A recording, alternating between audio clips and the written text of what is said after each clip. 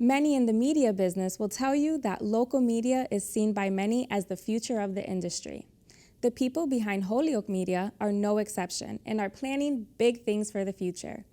Carolee McGrath sat down to talk with Scott MacPherson and Iohann Vega of Holyoke Media to discuss its recent grant and proposed renovations and how that will add to revitalizing not only downtown Holyoke, but the local media landscape. About a year and a half ago, we purchased a vacant building in the center of downtown Holyoke. It's right on the same block as the City Hall and the District Court, a block up from the merry-go-round. And we're in the process of renovating it into our primary production facility.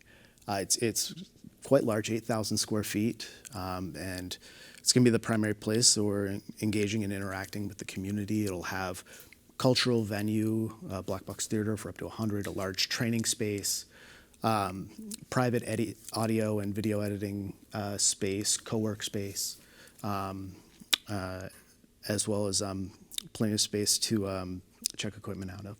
So this is really exciting. Tell us a little bit about the history of Holyoke Media as well. Sure. So originally the organization was founded in 2002, but when the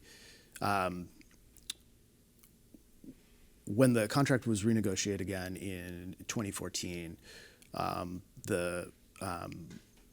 the mayor made sure there was adequate funding in that negotiation to fund public access.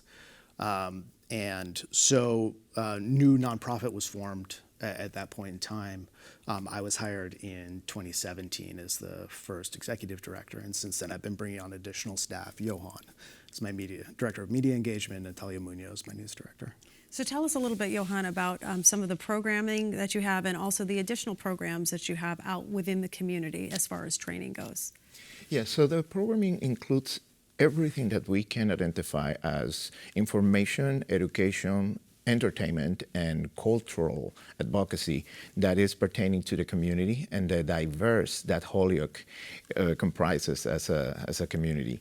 So we are looking for all possible ways to generate content that is all of this, that has entertainment, education, information, and different ways to provide access to the community on being part of this process, not only as consumers of the media, but creators of it.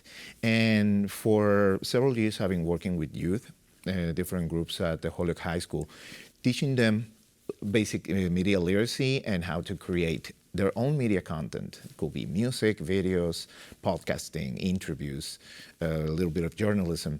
And all of this content is little by little being incorporated in what the programming of Holyoke Media is going to be, and not only for the cable channels, but also for the online content that we have, and for their own. Several of the students, they already have their own YouTube channels where they are putting their own content based on the experiences and the learning they're getting from these interactions and being able to learn how to use equipment, how to use the proper techniques of professional media creation.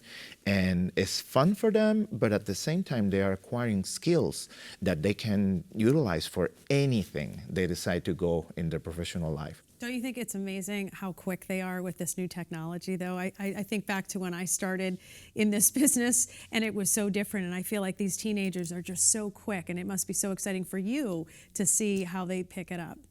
Absolutely. It's just a matter of giving them the access to the tools, the basic foundations on how to utilize it beyond what they already know and understand, so they can figure out their own way on being creative, on doing their own thing. Just last week, we had an experience with a group of the Holyoke High School of the Media and Performing Arts Academy. They went to New York to see a Broadway show, but at the same time, we utilized this opportunity. So I went with them, I provided them GoPro cameras, and after a quick tutorial on how to use them, what to do, they were taking shots of everything they could see around, and now this is going to become a short feature we're gonna produce with them about their experience going to New York, entirely filmed by them. That's exciting. So in addition to something like this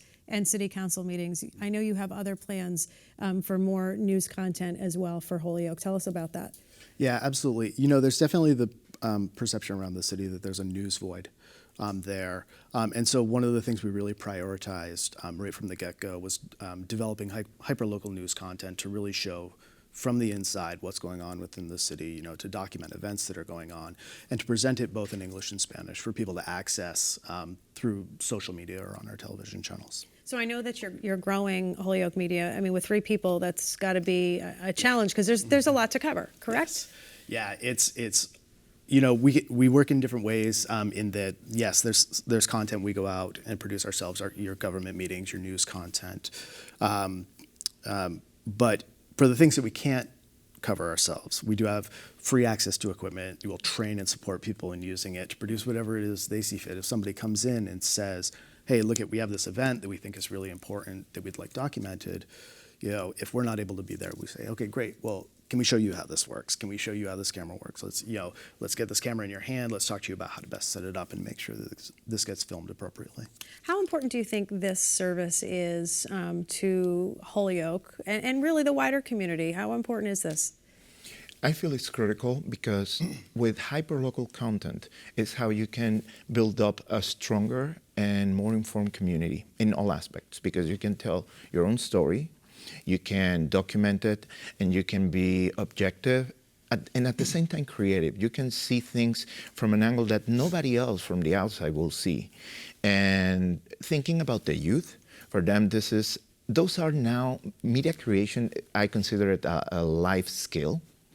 For adult community, for the business community, important thing on how to create and manage their own media for their own marketing purposes, for their own advertisement, for their own engagement.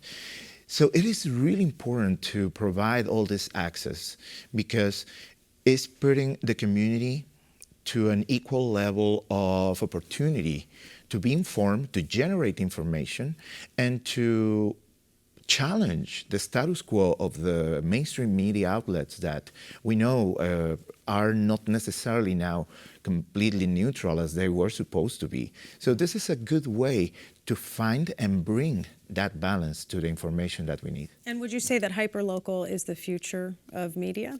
I think it's of critical importance. You know, when you look at what's happening on the national level and the regional level with broadcast affiliates, with newspapers, with radio, of increased corporate consolidation and slowly but surely shrinking the size of local newsrooms, the access media plays a really critical role in making sure that communities are still being seen, that the events are going on are being documented in a reasonable way.